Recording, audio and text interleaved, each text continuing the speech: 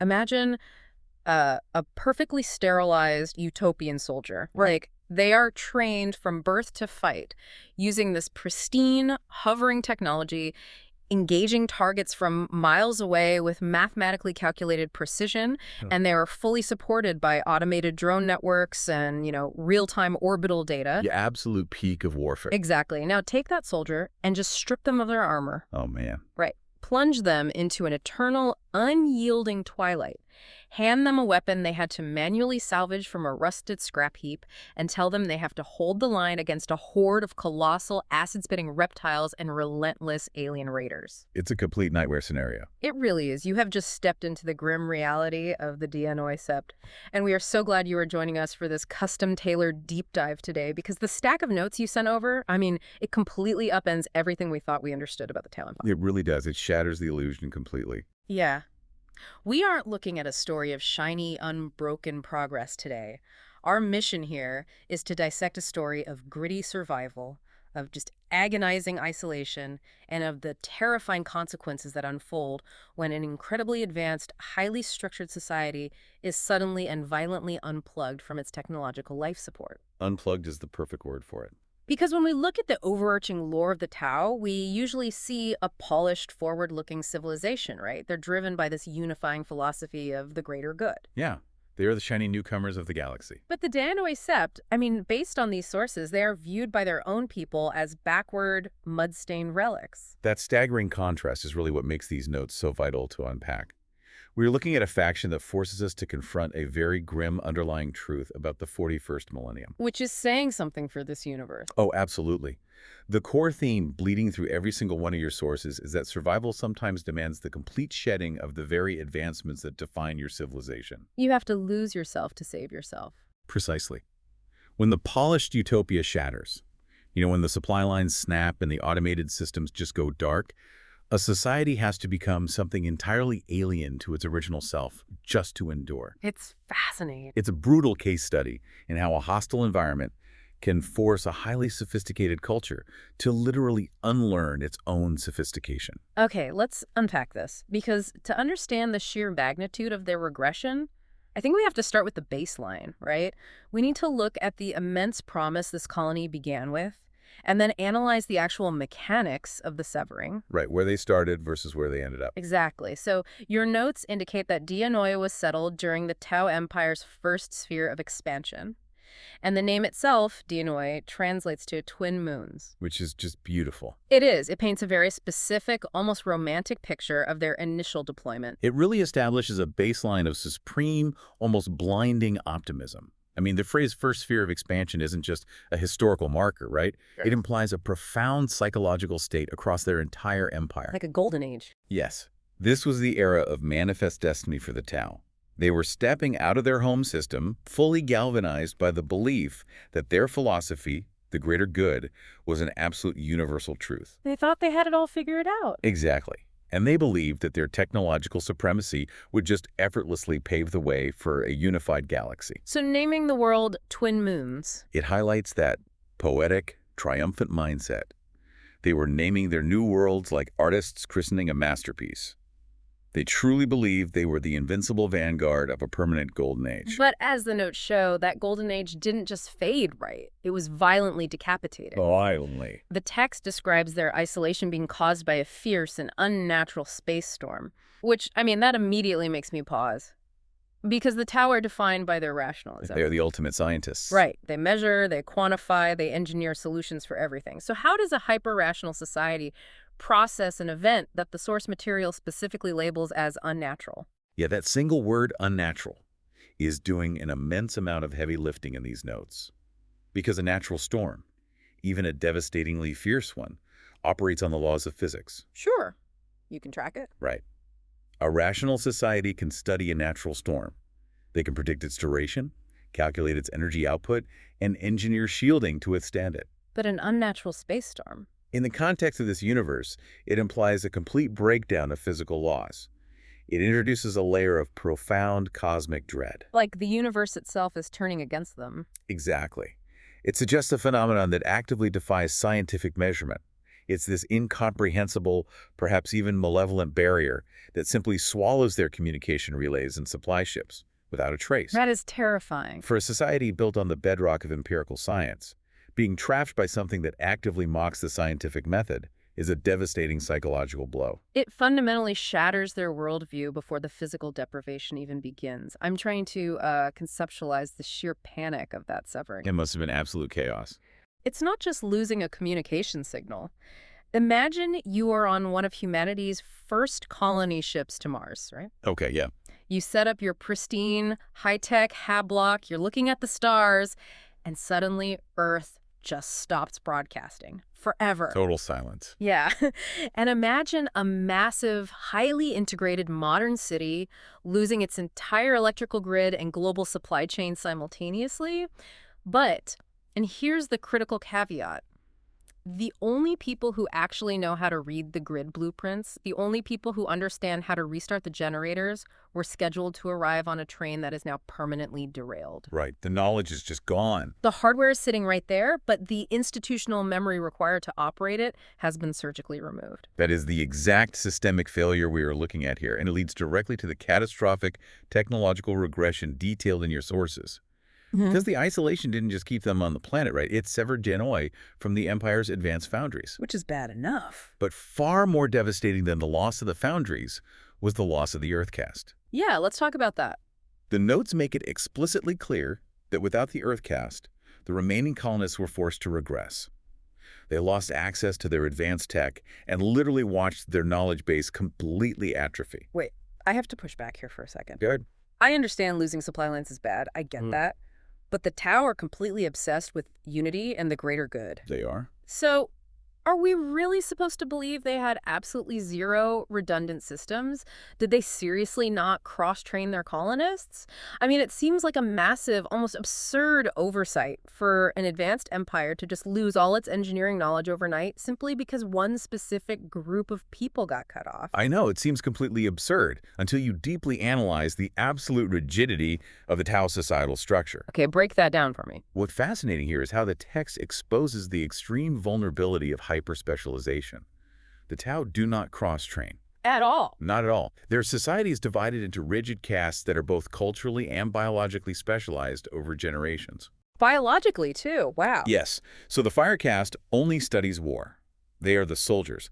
The water caste only studies diplomacy and administration.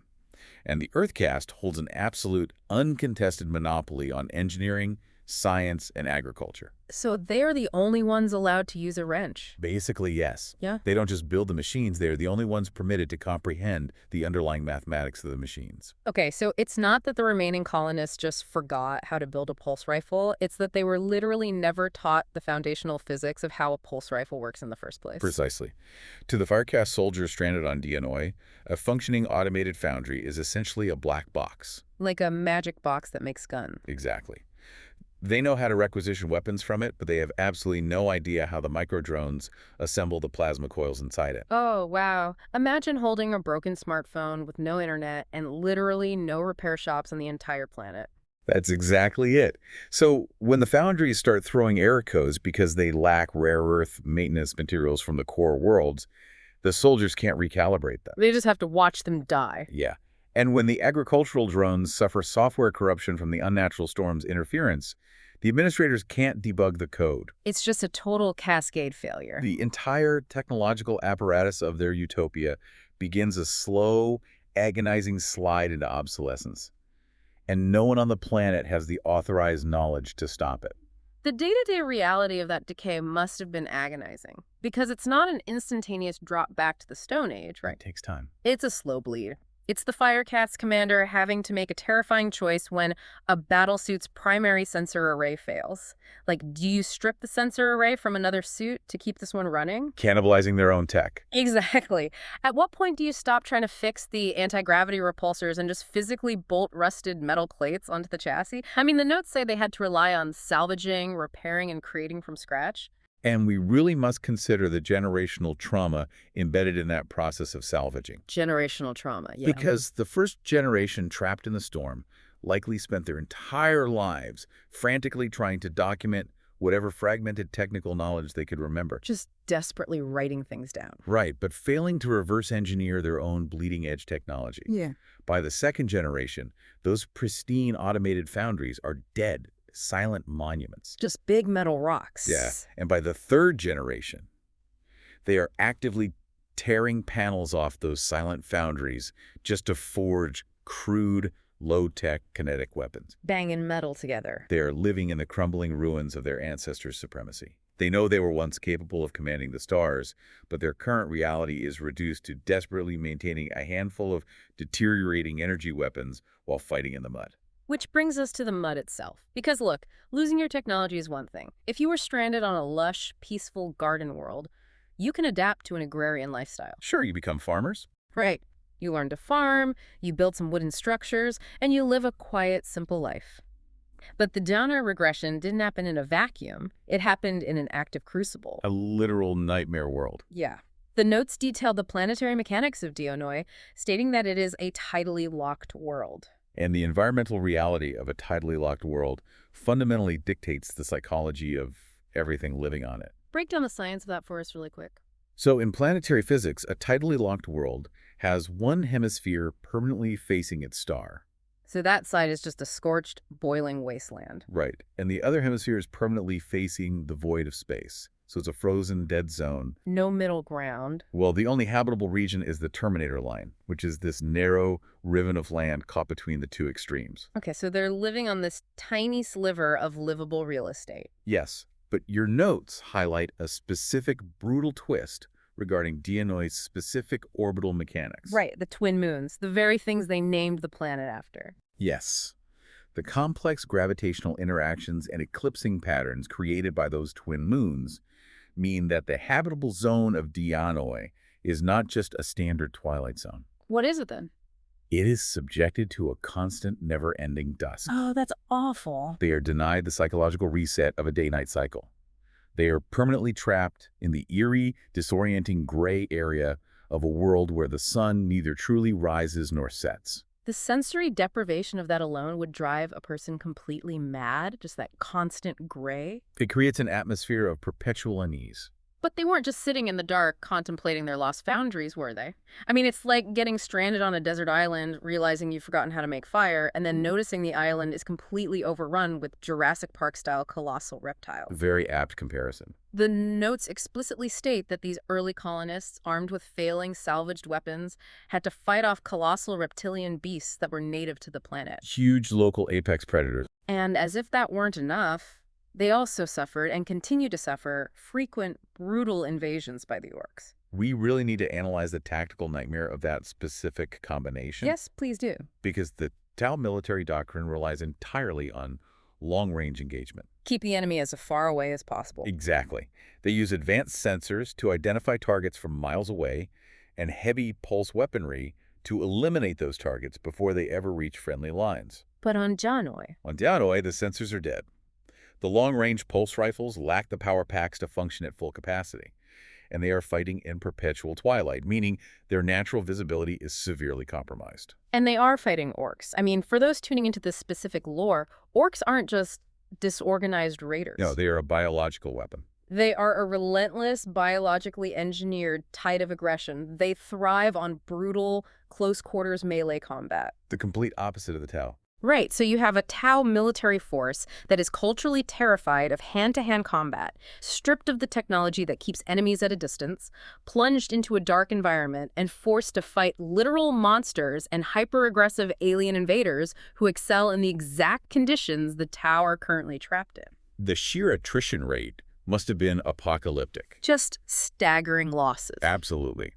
Survival shifted from being a temporary emergency protocol to becoming the entire foundational architecture of their new society. There was no room left for the philosophical debates of the Watercast. None at all. There was no time to meditate on the broader implications of the greater good. Every single societal norm, every calorie of food, every salvaged energy cell had to be ruthlessly allocated toward one singular metric. Surviving the night. Surviving the next wave of orc boarders in the dark. It bred a strain of Tau that was violently pragmatic. But pragmatism only takes you so far when you are running out of ammunition, right? I mean, if we look at the raw logistics presented in the notes, the math simply does not work in favor of the DNOI. It really doesn't. You have a finite population cut off from reinforcements, fighting a two-front war against native megafauna and endless orc spores using weapons that are degrading every single day. It's a death sentence. The fact that they didn't go extinct within the first century is a logistical impossibility. Unless, of course, they found a way to completely rewrite the rules of their own engagement. Which introduces the critical turning point in your sources. It's this geographical stroke of luck that fundamentally altered their evolutionary trajectory. Oh, this is my favorite part of the notes. Yeah, the notes reveal that the DNOI system is located a mere 3 light-years away from the homeworld of the Vespid. Which is basically next door. In the vast, sprawling scale of the galaxy, 3 light-years is effectively sharing the same orbit. It is an incredibly intimate proximity. Here's where it gets really interesting. The notes describe the Vespid as an insectoid alien race allied with the Tau. Giant bugs, essentially. Right? Giant flying bugs. Yeah. And because they are practically neighbors, the DNOI hunter cadres, their frontline military units, began frequently fighting alongside these Vespid allies. Out of pure necessity. Yeah, they started using the Vespid's natural abilities to compensate for their own catastrophic lack of advanced tech. The mechanics of this alliance are just a masterclass in biological substitution. We have to look at what the DNOI lost and what the Vespid naturally possess. Okay, let's contrast them. So the Tau lost their hover and transport vehicles and aerial drones, right? Right. No air support. But the Vespid are biologically capable of rapid, sustained flight. They have wings. Organic air support. Exactly. The Tau lost their advanced thermal and night vision optics. But the Vespid, being insectoid predators, possess highly complex, multifaceted compound eyes naturally evolved to track movement in unpredictable environments. They can see in the twilight perfectly. Yes, and perhaps most importantly, the Tau's energy weapons were failing. But the Vespid utilized specialized neutron blasters that harness the unique radioactive crystals of their own homeworld. So they have their own ammo supply. Right. These are weapons that don't rely on the Tau's broken supply chains at all. It's a completely seamless integration of necessity. But I want to dig into the reality of that battlefield coordination because it completely strips away all the pristine polish we expect from this empire. Oh, it's incredibly raw. Think about it. Visualize this battlefield. Imagine a DNOI fire warrior. Their armor is likely scarred, patched with local beast hide or salvaged metal. Covered in mud. Covered in mud, their helmet comms are totally dead. They are fighting in the dim, chaotic gloom of an orc assault. And instead of receiving clean, digitized targeting data from a drone on a heads-up display, They have nothing. they have nothing. They are relying on the biological pheromones or the high-frequency buzzing of a 6-foot-tall insectoid alien hovering directly above them to know where the enemy is. It is a profoundly visceral image, and it represents a massive ideological shift for them. How so? Because the broader Tau Empire views its auxiliary alien races as useful tools to be guided by the superior wisdom of the Tau. Very condescending. Yes, it is a very paternalistic, structured relationship. Right. But on DNOI, that paternalism vanishes entirely. You can be paternalistic when you're begging for help. Exactly. When a Vespid warrior dives into a mob of orcs to save a mud-stained Tau soldier whose rifle just jammed, they aren't commander and auxiliary anymore. They are equals. They are trench brothers. They are Okay. bound by the shared trauma of the Twilight Crucible. The DNOI completely abandoned the ideological purity of their empire because, quite frankly, ideological purity doesn't stop an orc's chain axe. Wow. They aren't proud purists anymore. They're pragmatists. They embraced a raw, unpolished, deeply symbiotic way of war. And that scrappy, desperate pragmatism is exactly what kept them alive. It kept them from being wiped off the map. They held the line. Generation after generation, they bled in the twilight alongside their insectoid allies, waiting out a storm they couldn't understand. A storm that lasted a very long time. But eventually, the notes tell us, the unnatural storm finally dissipated. The barrier dropped. The skies finally cleared. Contact with the broader, highly advanced Tau Empire was reestablished. They were saved. You'd think so, but surviving the isolation is only the first half of this story. The true tragedy begins when you finally go home and you realize home looks at you with absolute disgust. The sociology of their reunion is deeply, deeply unsettling. It really rubbed me the wrong way when I read it. You would expect the core empire to view the DNOI as ultimate heroes. I mean, they survived an impossible scenario against staggering odds. Right. Throw them a parade. But the sources tell us the exact opposite happens. The wider Tao Empire views the Dianoi as a, quote, shadow of their former selves, end quote. So disrespectful. They label them backwards and rustic and treat them with a potent mixture of pity and condescension. But why pity, though? Why not reverence? I look at these notes and I see the ultimate survivors. Right. It's like going to a high school reunion after surviving a decade in the wilderness, only to have people mock your handmade clothes.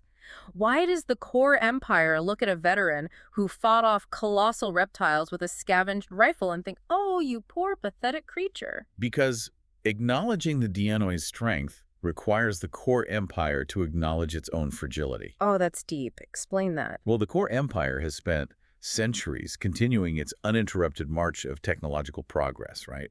They believe deeply that their advanced foundries, their pristine battlesuits, and their sterile long-range warfare are the literal manifestation of the greater good. That their tech equals their morality. Exactly. They believe their technology makes them morally and culturally superior.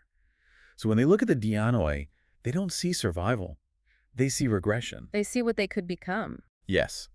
They see a stark, terrifying reminder that their entire utopian identity is utterly dependent on their machines. If they revere the Dianoi, they have to admit that the machines aren't necessary for the Tau Scared to endure.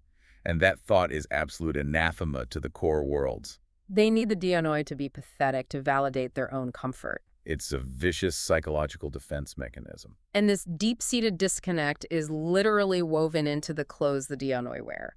The notes spend time detailing their specific cultural aesthetics, and it's just a brilliant visual representation of this conflict. The uniforms, yes. Yeah, the Dianoi still use the traditional Tau light blue sept markings, but they combine it with a uniform palette of brown and white. The color palette is a masterstroke of environmental storytelling. I love how the source lays it out. The text explicitly notes that the brown represents the earth and mud of their harsh homeworld, while the white might represent the bleached bones of their long struggle. So great. Let's analyze the friction in that uniform. The light blue is the ghost of their past. It is the color of the optimistic first sphere of expansion. The Twin Moons era. Right. It is their desperate, lingering claim to the wider empire, a visual way of saying, we still believe in the greater good. We are still one of you. But the brown and white completely override the blue. Yes, visually and culturally. They are literally wearing the mud of their homeworld as a badge of honor, and the rest of the empire is looking at them with pity, while the core empire troops are deploying in pristine, mathematically camouflaged armor that looks like it just rolled off a sterile assembly line. So clean. Yeah, but the Dainoi are proudly marching in armor painted to look like the mud they had to crawl through to survive. They are forcing the core empire to look at the dirt. Exactly. It is a badge of honor for the Dianoi, but to the core world, it is deeply offensive. They hate it. The core Tau view the brown paint as an embrace of barbarism. It is a visual manifestation of a split identity. The Dianoi are fiercely proud of the grit that kept them alive, but they are simultaneously shunned by the very civilization they suffered so long to eventually rejoin. It's heartbreaking, really. It is, and this profound alienation leads us directly to the darkest, most philosophically dense takeaway embedded in your notes. Yeah, the notes refer to it as the ultimate horror of Dianoi, and the source material frames this in a brilliantly counterintuitive way. It states that the ultimate horror is not the unnatural storm, or the orcs, or the twilight predators. No, none of the monsters. The ultimate horror is their resilience. This raises an important question. Why is resilience horrifying? Right, because normally we celebrate that. Exactly. In almost every narrative framework, human or alien, resilience is the virtue we celebrate most. It is the triumph of the spirit over adversity. It's the hero's journey. But the text asks us to view resilience through the lens of a utopian society. For the Tau Empire, the Dianoi's resilience is horrifying, precisely because it shatters the illusion of their linear evolution. So what does this all mean for the philosophy of the greater good? It means the greater good, as practiced by the core worlds, is just a luxury. Wow. A luxury. Yeah. The Dianoi prove that even the most philosophically elevated technologically enlightened citizens can be completely reduced to brutal, mud-stained, pragmatic survivors the absolute second the supply lines are cut. Instantly. The horror is the realization that the primitive survivor isn't a dark chapter of their ancient history that they have evolved past. It's still there. The primitive survivor is currently sleeping inside every single Tau citizen, just waiting for an unnatural storm to wake them up. The polish is nothing but a temporary veneer. It completely flips our traditional understanding of exploration, doesn't it? It turns it upside down. We always conceptualize the frontier as a passive environment. We believe we go out, we tame the wild, we build our cities, and we enforce our order upon the chaos. That's the imperial mindset. Right. But the Danois experience provides a terrifying counter-narrative. The notes sum it up with a chilling concept. The most dangerous frontier is not the one you explore, but the one that explores you. That line is incredible. And if we take that a step further and connect it to your own reality, you, the listener, the stakes become incredibly personal. Let's bring it into the real world. Look around your room right now. Every piece of technology you rely on, the device playing this audio, the climate control keeping you comfortable, the lighting illuminating your space requires an unimaginably complex, invisible global supply chain. We don't even think about it. We live our lives wrapped in the warm, secure blanket of our own quote-unquote greater good. It gives us the luxury to debate philosophy, to create art, to pursue leisure. Because we aren't fighting off giant reptiles. Right, but we are utterly, completely dependent on the grid. If an unnatural storm, a massive solar flare, a catastrophic cyber attack, a total grid collapse severed our lifelines tomorrow, the Danois show us exactly what happens next. It's a blueprint for collapse. The engineers are gone. The foundries go silent. How many days until we are salvaging scraps? How many months until we are painting ourselves in the mud of our new reality? The Danois are a mirror held up to any advanced civilization. And the core Tau Empire recoils from that mirror because they simply cannot bear to look at their own fragility. They'd rather look away. They pity the Danois because the alternative is admitting that their entire utopian society is always just one severed supply line away from reverting to the brutal twilight combat of the food chain. It is a profoundly sobering realization. I mean, it takes a stack of notes about a fictional alien faction and uses it to systematically dismantle our own comfortable illusions of permanence. It's brilliant world building. It really is. As we bring this deep dive to a close, let's just trace the complete arc of the Danois Sept we've unraveled today. It's been quite a journey. We started at the absolute zenith of their civilization's confidence, right? The first sphere of expansion carrying the beautiful promise of a world named for its twin moons. So much hope. Then we analyzed the catastrophic mechanics of their severing by an unnatural space storm, exploring the profound vulnerability of their hyper-specialized caste system when the engineers suddenly vanished. The loss of the Earth caste. We walked through the tactical nightmare of their technological regression, fighting brutal orc invaders and colossal native predators in the permanent, eerie twilight of a tidally locked world. Surviving the dark. We examined the raw, desperate pragmatism of their symbiosis with the insectoid vespid, abandoning ideological purity for pure survival. The Trench Brothers. And finally, we witnessed the tragic sociology of their reunion. A people who proudly wore the mud of their endurance only to become a horrifying mirror that terrified their own polished empire. It is an incredible narrative of adaptation and survival.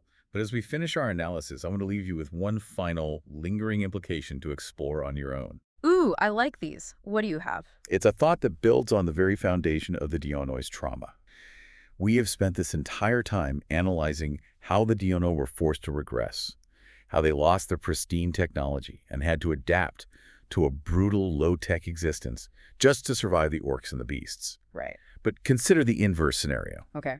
If that unnatural space storm had never struck, if Danois had remained a perfectly integrated, highly advanced, flawlessly utopian Tau colony with all its automated foundries and long-range sensors perfectly intact, would they have actually survived the relentless, brutal, close-quarters horror of the orc invasions? Oh, wow. Or did the trauma of losing their technology inadvertently forge them into the exact kind of gritty, hyper-pragmatic survivors required to outlast the true horrors of the galaxy? Did the loss of their greatest strength actually save them from being too soft for the universe? That is a brilliant, unsettling question to end on. Thank you for trusting us to unpack this fascinating stack of sources with you today. We hope this deep dive challenged your perspective as much as it challenged ours, and we wish you well in your own continued explorations.